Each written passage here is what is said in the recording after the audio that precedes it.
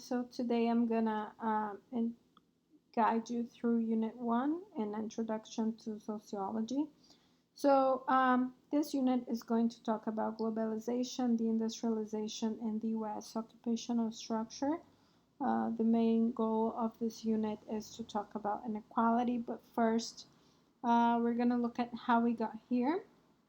So we're gonna start looking at the post-war era and the Marshall Plan, which was a plan that helped the U.S. economy to thrive in the post-war era because the U.S. was basically helping other countries to rebuild after World War II, countries from Europe and Asia. And consequently, with the economy, people had more access to higher education, home ownership, and there was a skilled workforce and a growing consumer base.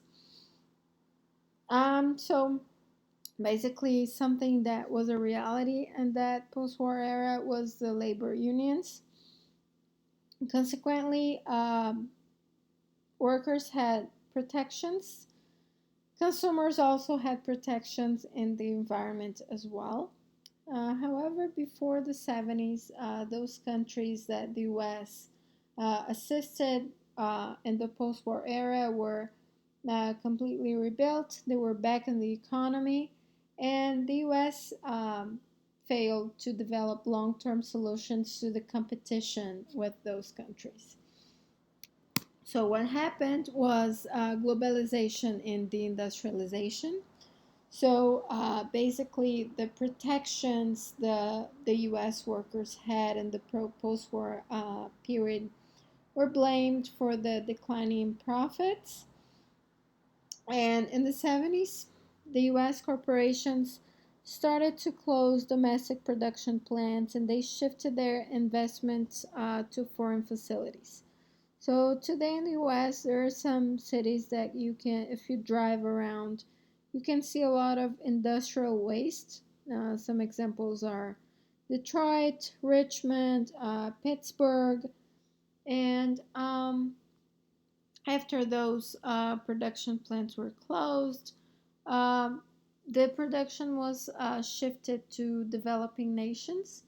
Export processing zones were created, and companies were taking advantage of a low wage labor from other countries, and also there was no export fees. For example, here there was some regional free trade zones like NAFTA between Canada, US, and Mexico. If you go to the Mexican border, you're going to find out that there are many production plants that are ready to produce and export right away. NAFTA was an agreement of a free trade zone between the US and those other two countries in the 90s. It's still going on, and there are many other regional free trade zones, many other agreements. And the multinational corporations, as I said before, they shifted to other locations. That's how they gained a competitive advantage. And that allowed capital to cross borders, but there was a restriction of migration of workers. And what happened is that the US corporations they started to have higher profits due to the industrialization of the US and the downward pressure on US wages. So what happened to the workers? The U.S. workers, they were unionized, they were in a high wage job market, they had secure jobs, but with that shift in the occupational structure, they were no longer unionized, which means they had less labor rights. They were shifted to lower wage service sector jobs without benefits or any security. And what happened in the 90s was downsizing. So they were cutting the corporate waste. They eliminated many white collar jobs like managers, professional jobs, and there was a decrease in labor costs of white-collar occupations. Also, because of the development of technology, computerized systems started to do other people's works. For example, in the past, there are many things that were kept on file physically, like paper, but now, and some people were working just to keep those files organized and stuff like that. For instance, now that's no longer necessary because of things are kept in databases. So that's just one of the examples of how uh, systems, computers replaced that workload, that workforce. And with the downsizing and the shift in the occupational structure, there's fewer full-time workers, there's no benefits, and the companies, they can quickly adjust their workforce as they need. Like if they need to expand, they contract people, they contract a bunch of part-time people, or those people work under contracts, but they don't have much responsibility for those workers. And even the white collar jobs declined. There was wage decline, the job security no longer existed. But here I want you guys to keep in mind that there wasn't an increase in unemployment. Basically, we're talking about how the wages declined, and how the job security no longer exists. And here I want you guys to visualize. This is Lensky, structural functionalist. So, unit one, we were talking about the industrial era, the factories, mass production. And now, unit two, we're looking at the post-industrial and mass communication period. And we can see here that this period that we're talking about is more complex. And this unit is telling you how things shifted from the industrial to the post-industrial society. And here, I want you guys to look at some concepts of social class. So social class is what determines the life chances of an individual. And that's an economic hierarchy in the society. And the factors of well-being are basically income and wealth. I want you guys to keep in mind that those are two different concepts. Income is related to what you make every month, to what you make a year. It's basically your salary. But wealth is that surplus. It's the property, the assets, the uh, stocks, and savings. Everything that um, is a surplus from your income basically becomes wealth. So wealth is important because it's going to help to determine the life chances of an individual. For instance, parents with more, from a higher social class, with more income, they are able to send their kids to better schools. They have better education, which is related to better life chances in the future. And other factors that affect the individual's class are cultural capital and social capital. Those concepts are in the reading. But more importantly, here I want you guys to keep in mind that different classes have access to different amounts of culture and social capital. So, what is stratification? Stratification is the same thing as inequality. It's a system of unequal social layers, and we're going to visualize it in just a minute. Marx defined social classes into groups, the proletariat and the bourgeoisie, as we saw in Unit 1. But this model is a little outdated in the post-industrial society because Marx was a theorist that was alive in the industrial society. So now we take a more contemporary approach on reading social class. And the way we look at it, how we measure it, is based on social prestige, political power, economic resources, and the relationship the individuals have with means of production. And the contemporary research studies, they measure social class by a combination of education, occupation, and income.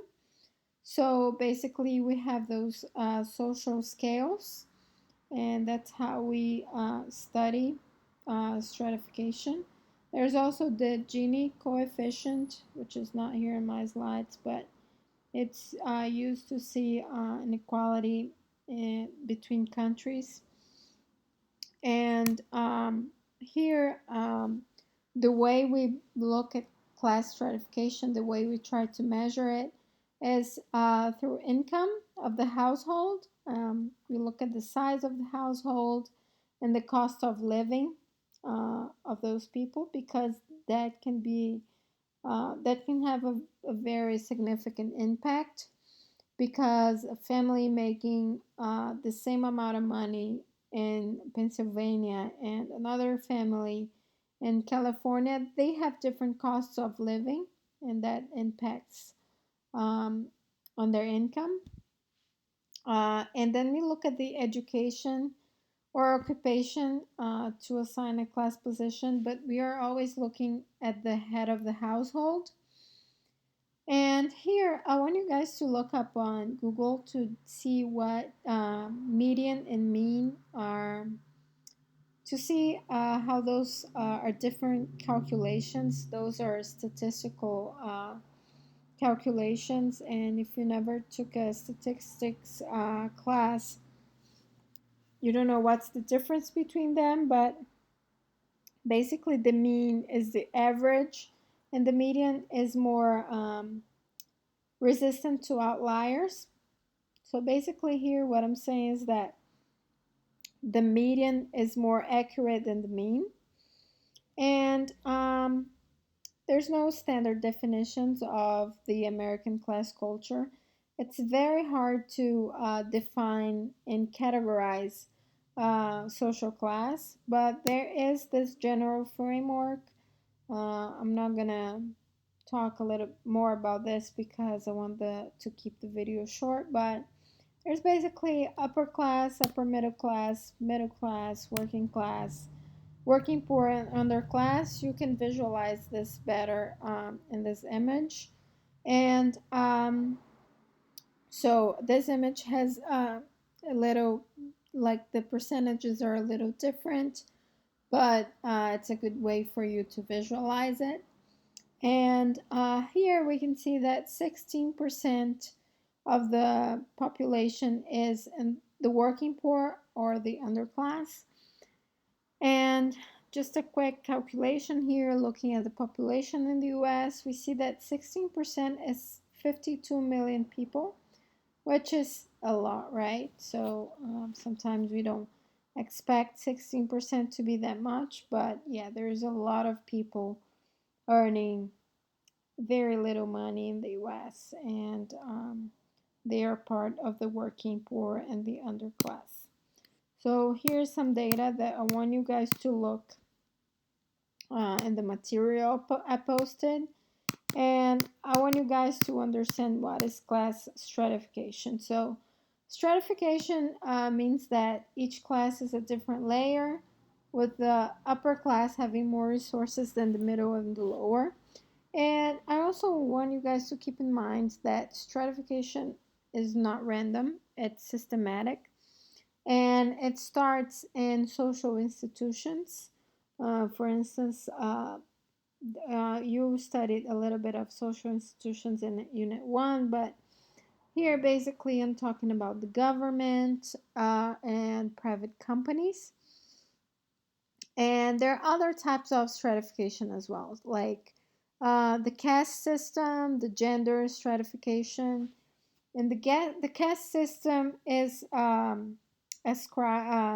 closed stratification system, which basically the positions, the statuses, and roles are ascribed when people are born, so they cannot move from one layer to the other.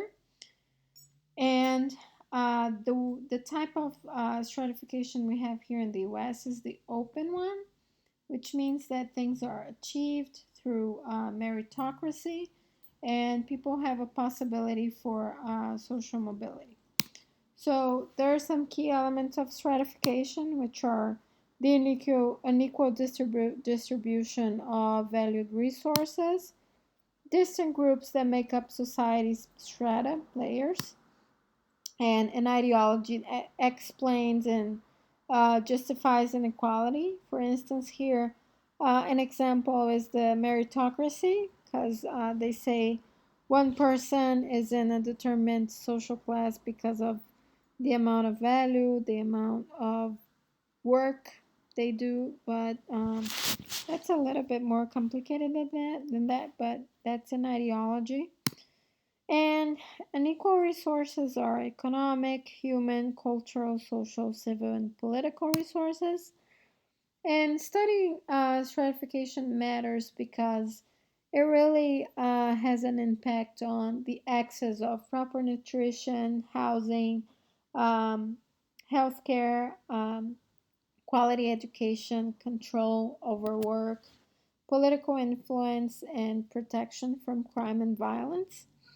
And in open stratification systems, which is what we have in the US right now, there is social mobility, right? So, social mobility is the ability for a person or a group to move up or down in the layers.